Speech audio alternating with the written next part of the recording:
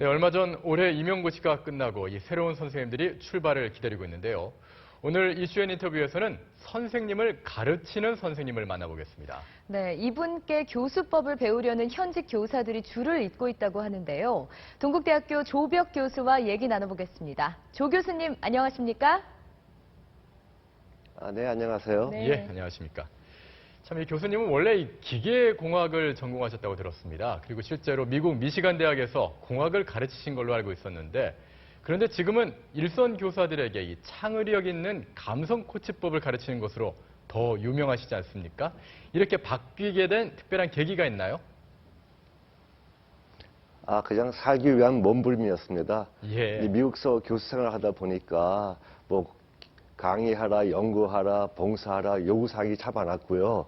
게다가 교실에는 아주 노골적으로 인종차별하는 그런 백인 학생들도 많았습니다. 예. 매일매일 스트레스를 팍팍 받았거든요. 그래서 제가 생각하기를 내가 앞으로 30년은 좋게 이것을 더 해야 되는데 가다가는 안 되겠다 싶은 생각이에요. 생각을 고민하면서 한정된 시간 내에 더 많은 일을 하기 위해서는 결국은 기술을 가져야 되겠다. 그래서 교수법을 제가 공부하기 시작했습니다. 그때 투자한 덕을 지금까지 보고 있는 것이죠. 네, 예. 그러시군요. 자, 초중고 선생님들에게 온라인을 통한 교직 연수를 하고 계신데요. 수업을 받은 선생님들로부터 감사와 참회의 글을 많이 받고 계시다고 들었습니다. 주로 어떤 내용인가요?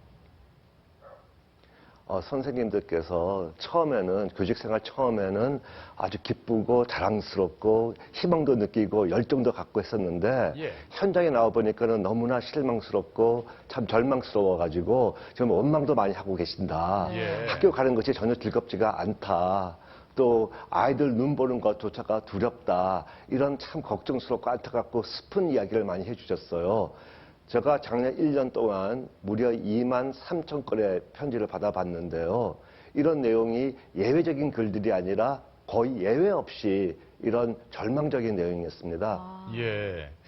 그렇다면은 선생님께서는 왜 이 시대의 교사들이 이렇게 절망하고 있다고 보시나요? 그 이유는 왜곡된 교육이라는 것이 저는 가장 큰 이유라 생각을 해요. 네. 학교라는 곳은 학생들이 학습의 즐거움을 맛보고 자기의 미래를 창조할 수 있는 곳이 돼야 되는데 예. 현재 우리 현장은 학생들이 학습의 괴로움만 맛보고 네. 10명 중 4명이 학교를 떠나고 싶어 한다 그러지 않습니까? 학교라는 곳은 행복과 희망에 생산되는 곳이 돼야 되는데 지금은 불행과 절망이 대물림돼 보이는 곳이에요. 네. 이런 곳에서 지라는 것이 어찌 행복하겠습니까? 네, 그래서 평소에 교사가 달라져야 한다고 강조하고 계신데요. 특히 우리 학생들에게 무엇을 가르칠 것인가의 문제를 3불과 3제로 설명하신다고요. 3가지는 하지 말고 3가지는 하자 이런 건데 구체적으로 어떤 내용인가요?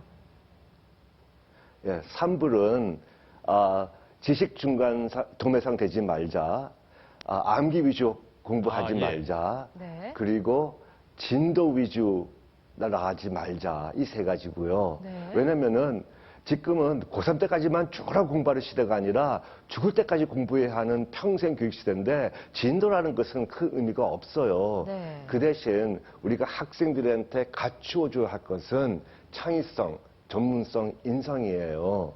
참 무궁무진한 가능성을 두루 고려할 수 있는 창의성, 그리고 관심사가 커져가지고 꿈과 비전이 되는 그런 전문성, 그리고 남과 더불어 일을 할 수 있는 인성, 이 3가지가 반드시 갖추어줘야 할 3제입니다. 네. 참 이게 학생들뿐만 아니라 우리 성인들에게도 필요한 것 같습니다. 교수님은 오랫동안 이 인성교육법을 연구해 오신 걸로 또 알고 있습니다. 요즘 교사들, 누가 학생들 인성교육 좀 시켜줬으면 좋겠다 이런 말들 많이 하는데요. 또 학부모와 학생들은 학생한테 관심 쏟아줄 선생님 어디 있나, 어디 없나 이렇게 또 되려 묻고 있습니다. 이런 현상 어떻게 생각하시나요? 사실 인성은 최고의 실력이라는 것 이미 다 밝혀졌어요. 예. 창의성의 핵심이고 집단지성, 융합, 소통의 핵심이고요.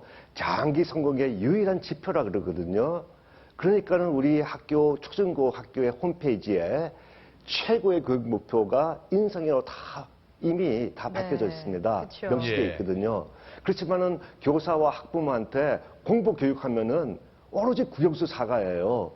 그 결과 사실 인성교육은 뒷전이고 가정교육이라는 단어가 사라지고 있지 않습니까? 네. 그리고 이것을 우리가 수십 년 해온 바람에 국영수 사과는 세계 최고 수준으로 달성했는데 인성은 세계 꼴찌입니다. 예. 이런 상황에서는 사실은 새로운 인재가 나올 수도 없고 실력 갖춘 인재가 나올 수가 없는 법이에요.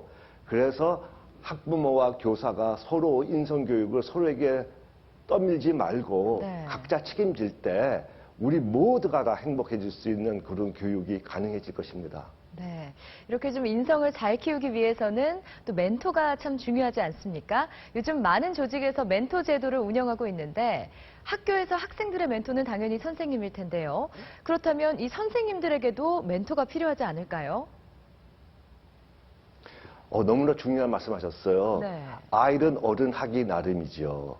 그리고 인성이라는 것은 가르침 받는 것이 아니라 보고 배우는 거예요. 아, 예. 그래서 우리 선생님들께서는 학생들에게 감정적 차원에서 접근하고 또 긍정적인 인간관계를 형성하는 그런 기법들을 배우셔야 됩니다. 좋은 예가 이제 감정 코칭이라는 그런 기법들이죠. 네. 이게 학생과 선생님이 서로 한편이 되는 그런 감성적으로 한편이 되는 그런 것들을 참 가지시면은 정말 좋은 멘토가 되실 수 있을 것 같습니다. 네. 예, 교수님 그 말씀처럼 정말 잘 가르치는 법 잘 보여주시기 바랍니다. 오늘 말씀 감사합니다. 고맙습니다.